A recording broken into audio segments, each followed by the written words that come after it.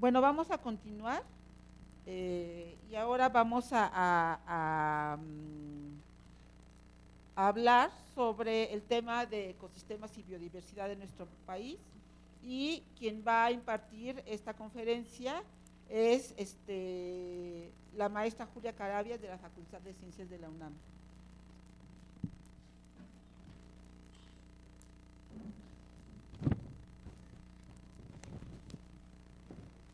Bueno, la maestra Julia Carabias tiene, o sea, aunque sea repetitivo, una maestría en ciencias por la Facultad de Ciencias, de donde es egresada, ¿no?, de la Universidad Nacional Autónoma de México.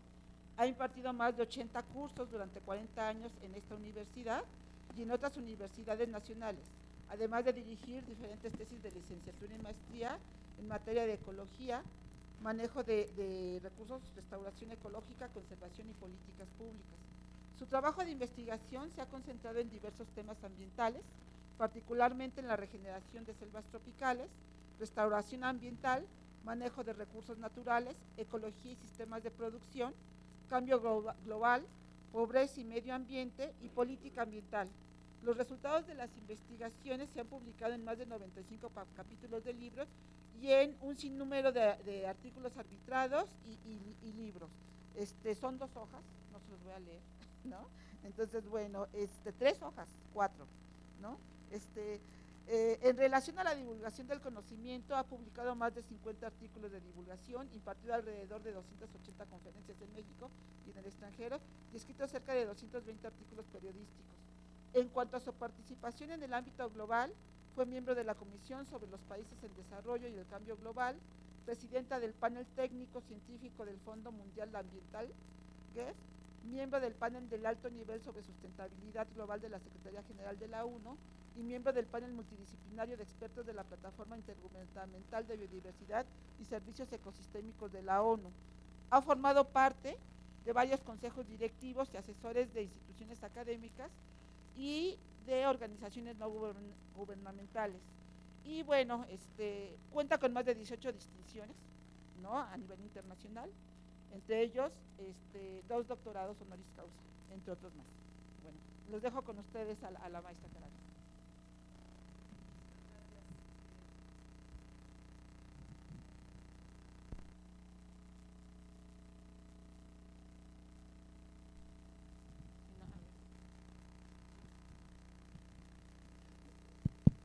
Muchísimas gracias primero a los organizadores, a la UAM, al Politécnico, a Vicky, Virginia Cervantes, por haberme invitado a este evento. Con Vicky pues tengo un trabajo de muchos años, 40, cuando ella estaba en el kinder, la asesoraba. En esa época su tesis la hizo muy prematura y después seguimos trabajando en muchas otras cosas en esta línea de restauración, que cuando empezábamos nosotros la restauración se veía mal, como de segunda, así como que los chafas se dedicaban a la restauración. 40 años después, para mí es un enorme gusto ver que aquí hay no 100 personas, sino 100 profesionistas que se están dedicando a estos temas.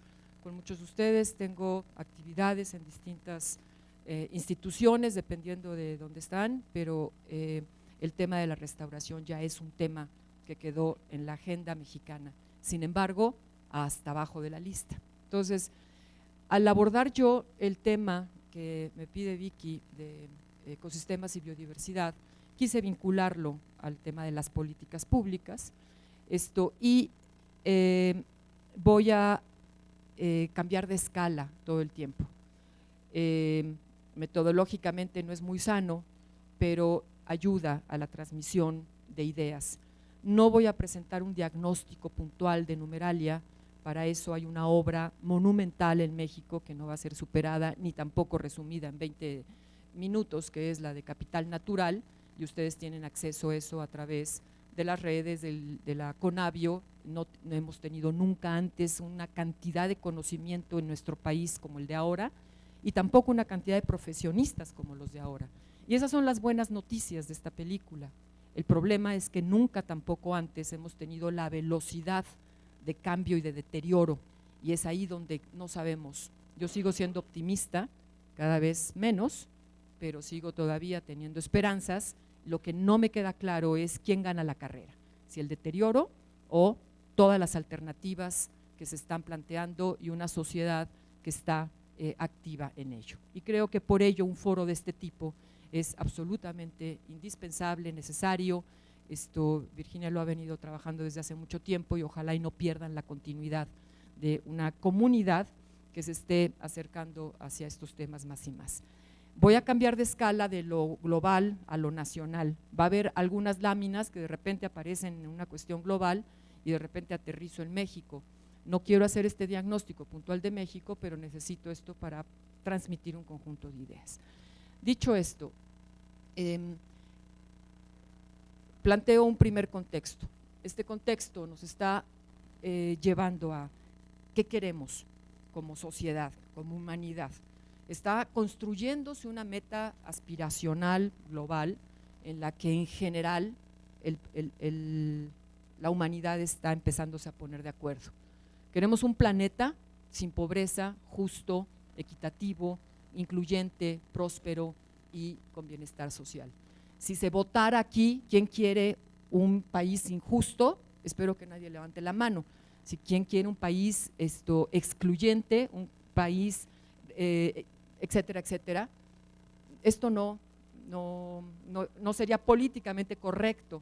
Sin embargo, a la hora de llevar a cabo nuestros procesos de desarrollo, nos está costando mucho este balance y por eso el planeta adentro está verde. ¿Cómo logramos que el planeta permita esto sin que estemos acabando la propia base material del desarrollo, que es precisamente la naturaleza? Hay una publicación que se las recomiendo mucho, la nueva que saca CEPAL, se llama Horizontes 2030, en donde hace un planteamiento, en donde se reconoce que el modelo de desarrollo es insostenible. Yo uso sustentable, pero como la literatura viene en sostenible, en la que tiene que ver con Naciones Unidas, lo utilizamos indistintamente, es sinónimo. Lo que se está planteando es que hay una pérdida de dinamismo, una inestabilidad del sistema económico, las desigualdades y las tensiones causadas por la concentración de la riqueza y los ingresos entre los países y dentro de ellos, y un riesgo de grave crisis ambiental, y estos factores son cada vez más evidentes que hay que analizar. Este documento está planteando horizontes para América Latina que son muy útiles de analizar. Otro elemento muy importante que también vale la pena mucho que analicen es, ahora desde la perspectiva de ese planeta, lo que se llaman los límites del los límites planetarios. Estos límites planetarios que plantea el Instituto de Resiliencia de Estocolmo está analizando 9 grandes límites planetarios. Lo podemos ver aquí, no me voy a entretener en ellos, se nos va el tiempo. Podemos ver aquí que ya hay algunos en rojo, la pérdida de la biodiversidad, el problema de los ciclos de nitrógeno, otros que ahí van con el anaranjado, como es el cambio climático, el cambio de uso de suelo, pérdida de biodiversidad, uno de los más problemáticos, y nutrientes, y sin embargo, en el contexto de la discusión, y estos límites planetarios empiezan a tener una presencia, y precisamente la manera en cómo se está tratando el mundo de organizar para enfrentar que estos no sigan creciendo todos a rojo y que algunos puedan regresar, es a través de este compromiso mundial que se hace con los objetivos de desarrollo sustentable o sostenible. Son estos 17 objetivos que están pretendiendo integrar los problemas sociales, económicos, ambientales para ir dando respuesta a esa problemática. En los temas que concierne a este auditorio ahora, hay 2 principales objetivos de desarrollo sostenible, que son el 14, de conservar, utilizar sosteniblemente los océanos, y de proteger, restablecer y promover el uso sostenible de los ecosistemas terrestres, evitar la degradación, etc. Estos son 2 grandes objetivos que para lograrlos no lo podemos hacer si no integramos una visión mucho más amplia de sus componentes sociales y sus componentes económicos y ambientales. Hemos tenido Me estoy yendo al revés. ¿Podemos, por favor, regresar?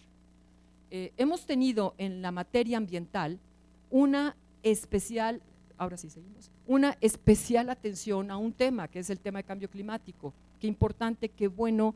Yo no puedo restarle ni un ápice a lo que hemos estado tratando de construir, de que la sociedad entienda que esto es un problema en serio, aunque algunos mandatarios de algunos países, como el retrógrada señor Trump, lo está negando.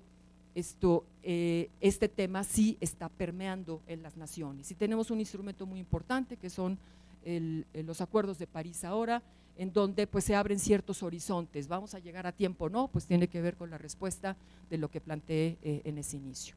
Pero dentro de esos problemas que en los límites planetarios ya apunta en anaranjado, no estamos atendiendo el otro que ya está en rojo, que es el tema de la biodiversidad. Se nos está quedando rezagado el entendimiento del tema de la biodiversidad. En la medida que la población del mundo, aquí hay una gráfica que simplemente expresa la población, este crecimiento, población urbano-rural en América Latina, como cada vez la población va siendo más urbana que rural y vamos perdiendo una percepción de lo que es la naturaleza. Ya los alimentos salen del súper, del mercado, el agua sale de las llaves, etcétera, y vamos perdiendo esta vinculación sociedad-naturaleza. Y lo que tenemos desde las ciudades, que es desde donde se diseñan las políticas, es que cuando se habla de lo rural o del campo, se está hablando de los campesinos, y eso es igual a agricultura o ganadería, eso es igual a pobreza, es igual a ejido, tenencia de la tierra, conflicto, paquete tecnológico, ban rural, etcétera. Ese es el campo en la visión, en el imaginario, en el entendimiento de las sociedades. Y sin embargo, esto es el campo. Esto es la cantidad más fuerte que tenemos en nuestro país del campo, nuestros ecosistemas naturales. Lo otro es un porcentaje. Estamos hablando del 20, 30, 40%, dependiendo del tipo de uso y de actividad. Pero esto es el campo. Aquí es donde está el fuerte de la base natural del desarrollo, y esto tiene dueños. Todo nuestro país está repartido, no es la nación. Y entonces, si esto es lo que está soportando el desarrollo, si esto es el futuro, si esto tiene dueños y no tenemos alternativas, pues por supuesto que estamos todo el tiempo en conflictos y en tensiones. No es una cuestión solamente de México, esto es un tema del mundo. Ejemplifico esto con Latinoamérica. De sus 20 millones de kilómetros cuadrados, tenemos todos los ecosistemas que existen en el mundo representados en América Latina, y no estamos utilizando ni la biodiversidad ni las culturas milenarias que saben cómo utilizar. Aquí, entre las preguntas que he estado escuchando, las intervenciones, no pude llegar desde la primera, hay un componente que está en todos nosotros, por supuesto, y me pareció muy madura toda la forma en que se llevó la discusión anterior. Esto es, sí necesitamos crecer, sí necesitamos un país y un desarrollo, y las industrias tienen que existir y los minerales tienen que salir, porque sí, qué fácil hablar en este micrófono y discutir el tema de los minerales, ¿no? Pues de qué está hecho. El asunto es cómo, dónde, quiénes, cuáles son las tecnologías, cuál es el patrón de consumo que se viene estableciendo, qué se promueve, qué se puede limitar, etcétera. Ese es el tema en el que nos tenemos que sentar, y no de decir minería sí, minería no. Y lo mismo podemos decir con todo: uso de los recursos naturales sí o no, uso de todos los ecosistemas terrestres sí o no, uso de todas las especies sí o no. Ese tema es el que tenemos que poner en la discusión, y la respuesta no es una respuesta ni por país, es una respuesta regional, es una respuesta que tiene que reflejar las condiciones de cada situación, pero tiene que garantizar que la biodiversidad se tiene que mantener. Entonces, sí se requiere un crecimiento económico, tiene que ser sostenido. Ahora sí, sostenido y sustentable no es lo mismo. El crecimiento económico por un rato tiene que seguir, después vemos. En un país como México no se puede permitir el lujo de decir crecimiento cero, tiene que ser sustentable, y eso implica prevenir y revertir los procesos de deterioro ambiental, que mantenga la funcionalidad y lograr un manejo sustentable y diversificado del capital natural que genere producción, riqueza, empleos, nuevos ingresos. Y para ello necesitamos un conjunto de principios. La biodiversidad tiene que valorarse desde el punto de vista intrínseco. Los humanos somos parte de esa biodiversidad y no tenemos el derecho de detener la evolución de la vida. Constituye el capital natural de las naciones. Debe de mantenerse la funcionalidad de los ecosistemas, que es una condición sine qua non para el crecimiento sustentable y sostenido, para superar la pobreza, mejorar la calidad de vida. Los sistemas productivos deben de ser sustentables y diversificados, y tenemos que tener una nueva cultura que valore y respete la biodiversidad y sus servicios ambientales y disminuya y exija la producción sustentable. Eso que otra vez, si lo ponemos a votación, no creo que nadie esté en contra. A la hora de llevarlo a cabo nos encontramos todos los conflictos entre sectores, entre actores, entre países, entre territorios, y nos está costando muchísimo trabajo avanzar. Vamos a hacer una breve presentación, unas pocas láminas de un poco de datos del diagnóstico. Perdón, me pasé una. Primero, biodiversidad, es muy sencillo. Cuando hablamos antes de poner esta lámina, si lo hubiera hecho no lo hice por un tema de tiempo. ¿Qué es la biodiversidad? Surge, pues los animales, ¿no? Sí, ¿y qué más? Bueno, la guacamaya, bueno, pues sí, y ¿cómo qué más?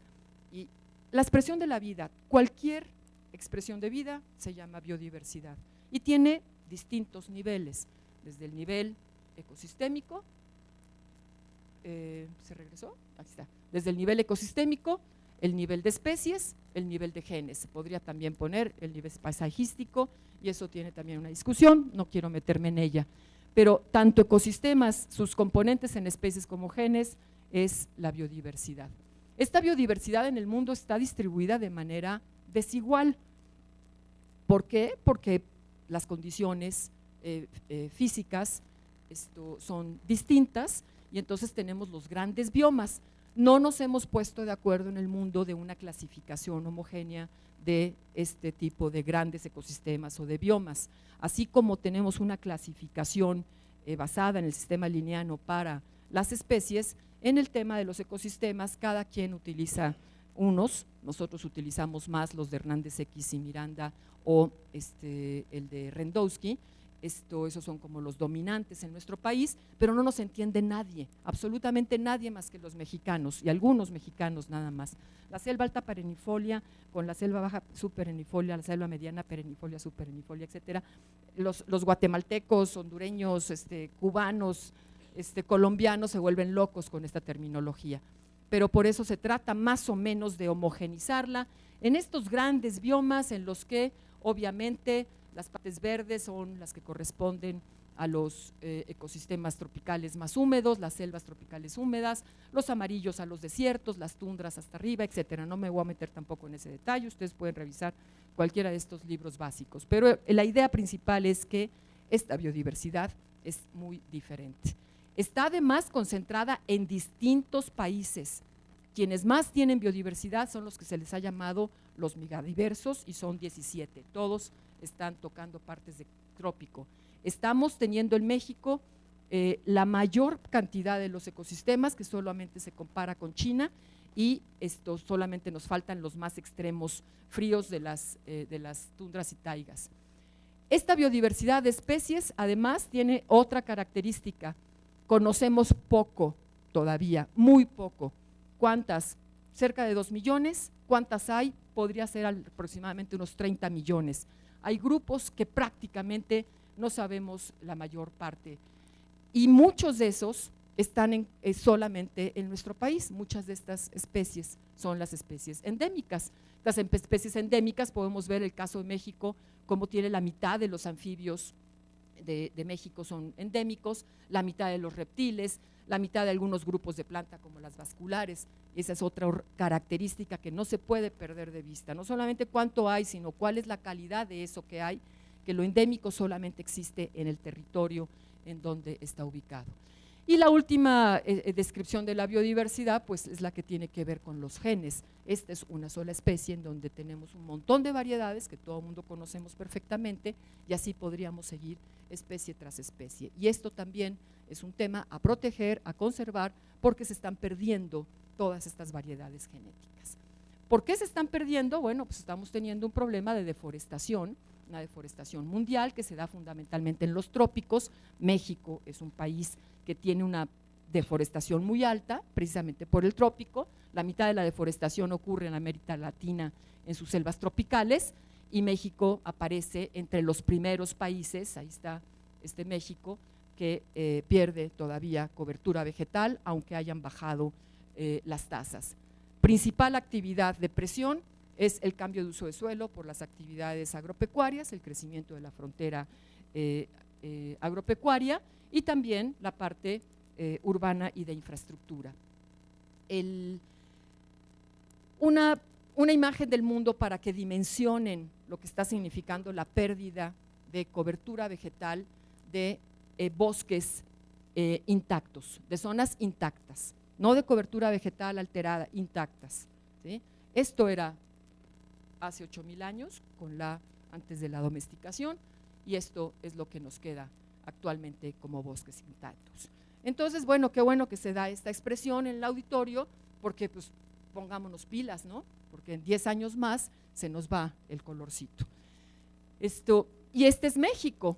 México, esta es una secuencia de las distintas series de INEGI, cómo va cambiando en el tiempo, y podemos observar otra vez todas las zonas tropicales, pues se fueron, de 12 millones de hectáreas quedan escasos 1 millón, que están concentradas la mitad en la Lacandona y la mitad en los Chimalapas, y así podríamos ir analizando cada uno de los pedazos.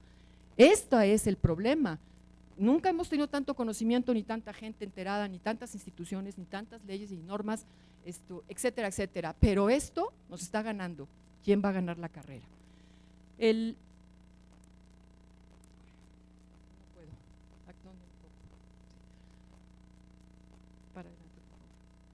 No solamente es un tema de la deforestación, es un problema del sobrepastoreo.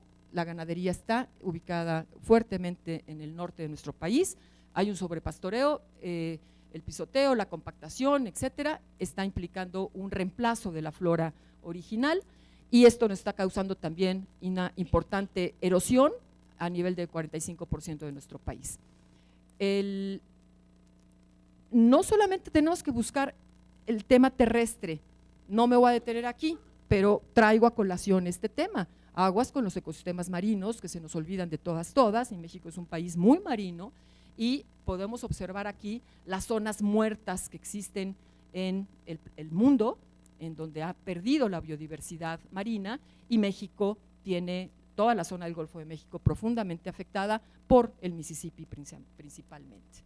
Ahí están cómo ha ido creciendo la sobreexplotación de las especies, de las pesquerías. La mayor cantidad de las pesquerías están ya sobreexplotadas, el 85%, y cada vez tenemos menos posibilidades de crecimiento en potenciales. Y hay indicadores, corales para abajo, las aves para abajo, los mamíferos para abajo, los anfibios para abajo en los últimos tiempos. Esto nos ha llevado entonces a colocar en especies en peligro de extinción, especies en riesgo, a una tasa entre 100 y 1000 veces mayor de lo que era en el pasado, a grupos como los anfibios, a grupos como las gimnospermas. Entonces, este conjunto de problemas nos va dando los indicadores de que no vamos bien. ¿Por qué nos está costando tanto trabajo avanzar? Entre los problemas que tenemos es que no estamos entendiendo los procesos interconectados. Sabemos perfectamente que el cambio de uso de suelo genera cambio de clima, genera pérdida de la biodiversidad, genera pérdida del agua dulce, a su vez esto degrada el suelo, genera pérdida de los nutrientes. ¿Y quién se habla para esto? Ni en la academia nos estamos hablando, por supuesto que en las instituciones no se hablan, las leyes, algunas que existen, ni siquiera interactúan, las instituciones no están trabajando de manera integrada, las políticas no están armadas de manera integrada. Y déjenme ponerles otro ejemplo de este problema de lo interconectado. Este es un ecosistema, esta es una selva, esta es una imagen vista aérea, que está con un montón de especies ahí metidas. Vamos a agarrar una de ellas, que es la cecropia, y algunas de sus interacciones. Esta selva tiene ahí sus cecropias, de las cuales se alimentan los murciélagos, se alimentan las guacamayas, ambos dispersan sus semillas. La cecropia es casa de las hormigas, esas hormigas le permiten limpiar el tronco para que no tenga epífitas, y además las hojas son fuente de alimento para los monos y para orugas. Ahí hay nada más en esta lámina, estamos hablando de unas 6-7 interacciones. Si se van las guacamayas, pues dirían, ay, son bonitas, pero bueno, tampoco pasa nada, ¿no? Ok, ya tenemos un impacto sobre la dispersión de muchas especies. Si se van los murciélagos, que son horrorosos y que todo el mundo piensa que son los malísimos de la película, pues entonces qué bueno que se fueron, sí, pero entonces ya tenemos un problema fuerte de dispersión de estas especies para que se mantengan. Si no hay dispersión y no hay germinación, pues no habrá esa especie que se recupere, y entonces se le va el alimento a un montón de especies, y finalmente, pues si nos vamos especie por especie, tendremos la degradación de un ecosistema.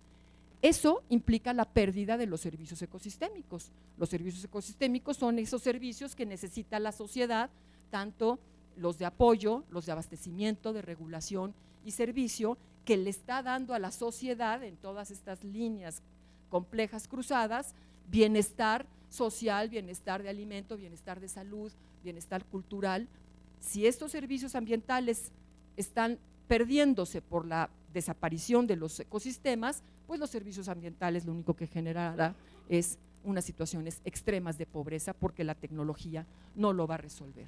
¿Dónde tenemos que entrarle? Tenemos que entrarle con políticas que estén abarcando luego el freno a los procesos de deterioro y la reversión, y ahí está el tema central de este seminario. Tenemos que hacer, freno implica prevenir, revertir pues implica ya lo que se fue, vamos a recuperar. El uso sustentable de los recursos, porque los recursos se tienen que utilizar. ¿Cuáles? ¿Cuánto? ¿Dónde? ¿Cómo? ¿Todo a utilizar? No. ¿Todo a conservar? No. ¿Dónde? Esas son las preguntas que tenemos que irnos contestando, y esto tiene que estar en un contexto de contribuir al desarrollo nacional. Veamos cuál es un ciclo normal de uso, no normal, convencional reciente de las políticas del último siglo. Es un ecosistema, se va deteriorando porque se corta, se utiliza en agricultura, esta agricultura se le van echando cada vez más agroquímicos hasta que llega un proceso de degradación. ¿Dónde están estas políticas que tenemos que meter, que mencioné anteriormente? Bueno, las políticas de conservación, cuidar que estos ecosistemas estén manteniéndose, las políticas de uso correcto en los ecosistemas y incluyendo los agrosistemas, y las políticas que tienen que ver con la recuperación, la restauración, la recuperación de los ecosistemas, tanto los originales como los productivos, y es allí donde está mucho del trabajo de lo que se está discutiendo aquí. ¿Cuáles son estas de conservación? Fundamentalmente las áreas naturales protegidas, pero no han entrado al más alto nivel de la agenda. Tenemos muchas, pero como ven ustedes, pues los huecos son todavía muchísimos. No se va a resolver el problema con pura área natural protegida. Tenemos además el pago por servicios ambientales, que es un complemento. El manejo sustentable, fundamentalmente se han empujado las unidades de vida silvestre, el ecoturismo, el manejo forestal comunitario, hablando de la pesca sustentable. Todos esos son procesos que nos van ayudando a armar distinto. En la restauración tenemos las políticas que van, primero necesario incorporar criterios técnicos ecológicos y abarcar los distintos propósitos de la recuperación. No se puede recuperar una parcela que un campesino ha tumbado, no se le puede decir te toca reforestar y ahí te ves, porque es su parcela y no tiene otro patrimonio para trabajar. Entonces, en esos casos hay que encontrar opciones que tienen que ver con la reconversión productiva, con la restauración productiva, con las plantaciones forestales, pero en áreas estratégicas, áreas naturales protegidas, todas las riberas de nuestro país, zonas de manglares, etcétera, obviamente tenemos que tener políticas diferentes en que sí se tienen, obviamente, que prevenir, pero si se ha degradado hay que recuperarlas. Aquí hay toda una gama, por lo tanto, de instrumentos y de políticas que se tienen que territorializar. Por eso el ordenamiento ecológico, el territorio, pues es uno de los instrumentos más importantes que se han desvanecido, que ya no lo estamos pelando y que sin embargo sigue siendo un instrumento por excelencia de planeación. Y tenemos otros que no los estamos considerando en esa lógica y ustedes los tienen que conocer como profesionistas de estos temas de la restauración. La Estrategia Nacional de Cambio Climático, el programa especial, el PEC, los programas de acción y la ley están en su componente de adaptación poniendo el tema de la restauración como eje central.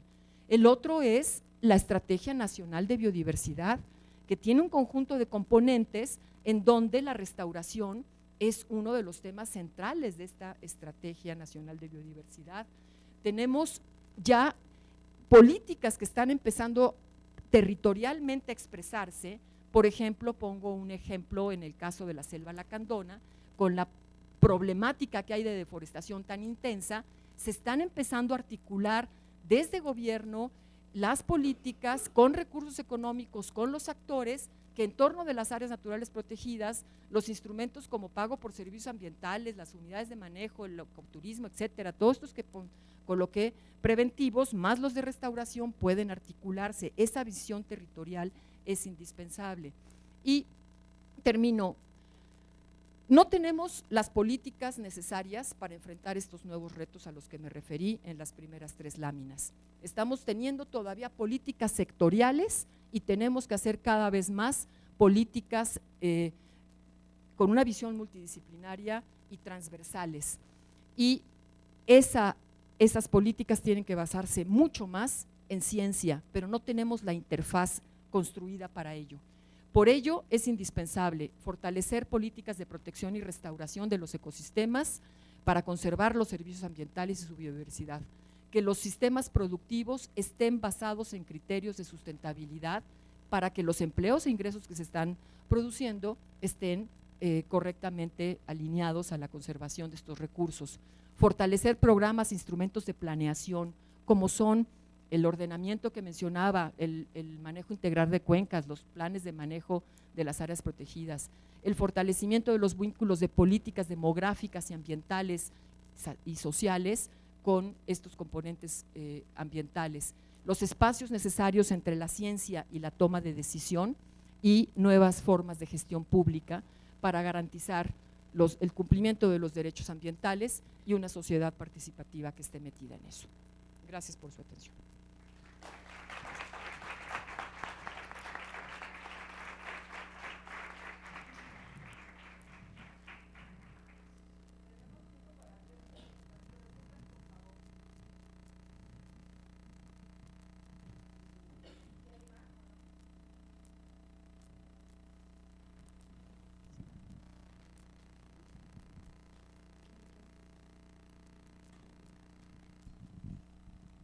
Buenas tardes, muchas gracias por su presentación. Esta es una duda que tenía ya desde cuando. En su opinión, ¿cómo deberían incluir las políticas públicas a los grupos indígenas que son dueños del 60% del territorio nacional en conservación? Bueno, y además de que saben cómo utilizarlo durante ya bastantes años.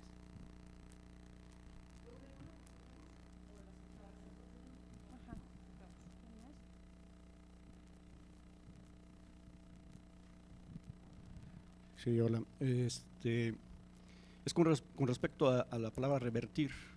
Yo he escuchado ya en otras ideas, ¿no?, acerca de cómo tratar el cambio climático, y hablan de adaptarse, no de revertir, sino que el cambio climático ya es irreversible. Entonces, ¿cómo se manejarían ya estas ideas aquí, ¿no? Es adaptarnos al cambio y no permitir que estos cambios sean tan bruscos para esa nueva etapa sucesional del planeta, ¿no?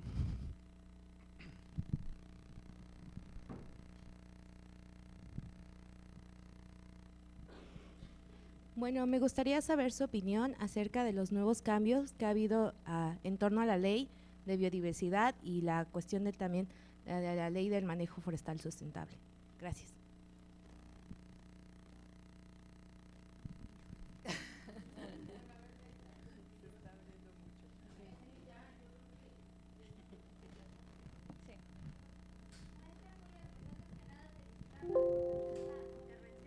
me parece bastante interesante que ponga sobre la mesa el tema de biodiversidad y sobre todo la contratación de políticas públicas. En este tenor de ideas me gustaría preguntarle a usted su posición respecto a esta política internacional del protocolo de Nagoya y la salvaguarda de, pues sí, de la biodiversidad del mismo. Ya se abrieron 1000 temas, está complicado, porque no quiero hacer pura respuesta superficial. Lo que podemos hacer también es que me quede un ratito, no me puedo quedar a la comida, pero al término del foro, si hubiera un interés de charlar un poco con algunos, lo hacemos. Y las voy a contestar, por lo tanto, muy breves. Son preguntas todas muy de fondo, muy importantes y no merecen una respuesta tan general como la voy a hacer. Asunto, relación, biodiversidad, indígenas, políticas públicas. Los territorios indígenas, los territorios que tienen comunidades indígenas, porque eso es distinto, este concepto en México, Bolivia, Brasil, Colombia, no son territorios indígenas en donde solamente hay población indígena. Y eso es parte de la problemática que México tiene. Todos los territorios en México hay población indígena y campesina, mestiza, que no es estrictamente un territorio de solamente una etnia. Y ahí es donde empieza la problemática. Todo el territorio nacional, federado, está bajo una serie de reglas y normas nacionales, la Constitución y las leyes. Y de ahí nadie se salva, indígena o no indígena. Lo que sí hay, y cada vez más fuerte y cada vez creciendo más, y yo celebro muchísimo, y eso es parte de los logros del 94, es que hay una visibilidad especial a estos territorios que no habían sido considerados en sus derechos humanos y en sus derechos constitucionarios, y por lo tanto ha permitido cada vez más tener la presencia. Lo que me parece que es indispensable es procesos de participación. Las leyes son de todos los mexicanos, pero la manera de aplicación, hay tal cantidad de posibilidades que ahí es donde tiene que estar la voz indígena, pero ojalá y encontremos una voz indígena organizada, porque tampoco México es en ese sentido ni Brasil, ni Colombia, ni Perú, en donde las comunidades indígenas no están con esos niveles de organización, y es por eso que entonces nos está costando tanto trabajo una sana y buena interlocución en todos estos temas. Lo voy a mezclar con lo del protocolo de Nagoya. Ahí el tema del protocolo de Nagoya es un tema bien difícil y álgido. Es un tema en donde se hizo con la mejor posible voluntad de avanzar y tan superficial como para no aterrizar claramente a ningún lado. Y ahí es ahí donde nos está costando tanto trabajo. Son principios y son, yo creo, en general, cuando empiezo a discutir con alguien que no está del todo de acuerdo, me convencen de muchos elementos, porque estamos profundizando apenas. México no tiene una experiencia muy clara ni en la aplicación ni en el tipo de problemas de compartir los beneficios. Las experiencias que se tienen son todavía muy escasas. Por eso a mí me preocupa pasar esto todavía a legislación y normas. Creo que tenemos que construir capacidades y por eso lo quise vincular.